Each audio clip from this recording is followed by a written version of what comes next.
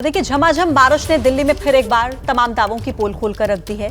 दिल्ली के world class IGI airport पर आज बड़ा हादसा हो गया। बिल्कुल, दिल्ली एयरपोर्ट की टर्मिनल 1 की छत का हिस्सा गिर गया। कई गाड़ियां इसकी चपेट में आ गई है। दिल्ली एयरपोर्ट हादसे में एक व्यक्ति की मौत हो गई। हादसे में घायल एक शख्स की मौत हो गई है। जानकारी ये मिली थी एयरपोर्ट पर हादसे के बाद जो कई उड़ानें हैं उन पर भी असर हुआ है।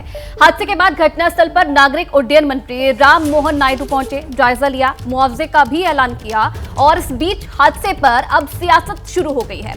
कांग्रेस का कहना है कि इस इमारत का उद्घाटन मोदी सरकार में हुआ था, तो बीजेपी का ये कहना है कि इसका उद्घाटन 2009 में यूपीए सरकार में हुआ था। तो देखिए, पूरा मामला अब सियासत की ओर बढ़ता हुआ नजर आ रहा है और बड़ी खबर ये है, देखिए बड़ी खबर इस पूरे मामले को लेकर देते हैं आपको। नागरिक उड्डयन मंत्री ने बहुत बड़ा बयान दिया है। उनका कहना है कि देश भर के जो एयरपोर्ट्स है उनकी भी जांच की जाएगी। दिल्ली जैसे हादसे फिर ना हो, इसलिए जांच की जाएगी।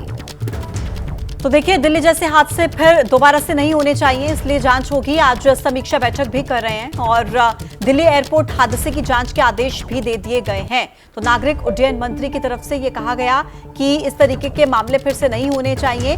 अब साथ ही साथ उन्होंने ये भी कहा कि लोग फर्जी खबर न फैलाएं। पीएम ने दूसरी इमारत का उद्घाटन किया था। हादसा 2009 में बनी इमारत में हुआ है। 2009 में यूपीए की सरकार थी।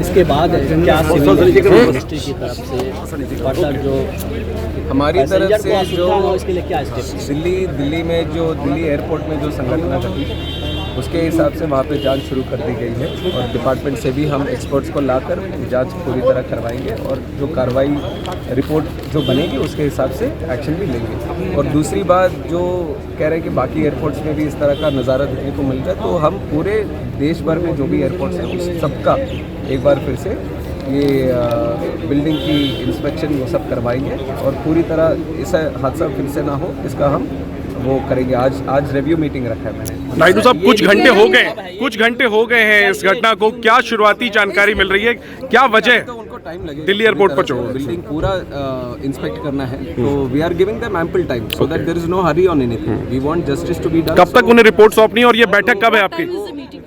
We'll decide on it. Okay, so you let us know how the outcome of the meeting. It's just a general inspection that I'm giving a direction that inspection has to be done for all.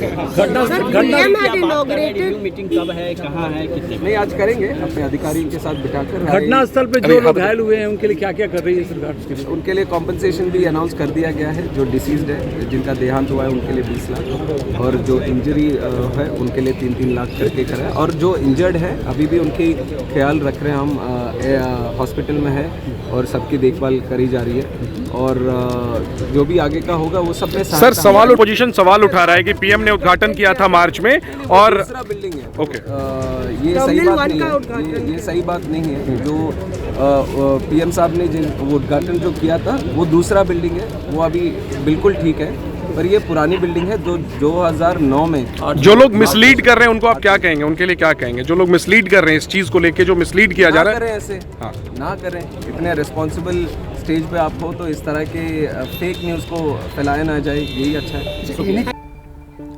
और देखिए, नागरिक उड्डयन मंत्री को आपने सुना और इस बीच पूर्व उड्डयन मंत्री प्रफुल्ल पटेल का बयान भी सामने आया है। उन्होंने ये कहा कि 15 साल के बाद कोई दुर्घटना कैसे हो सकती है और वो इसका जवाब कैसे दे सकते हैं।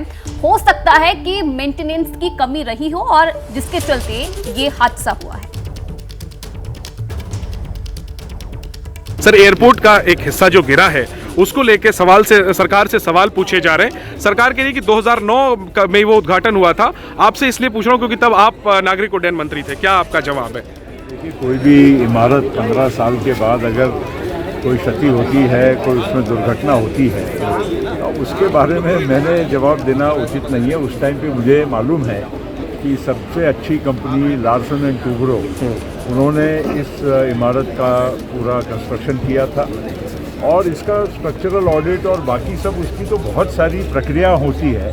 कोई मंत्री या कोई मंत्रालय का कौन प्रमुख है उसका कोई इसमें रोल नहीं होता है।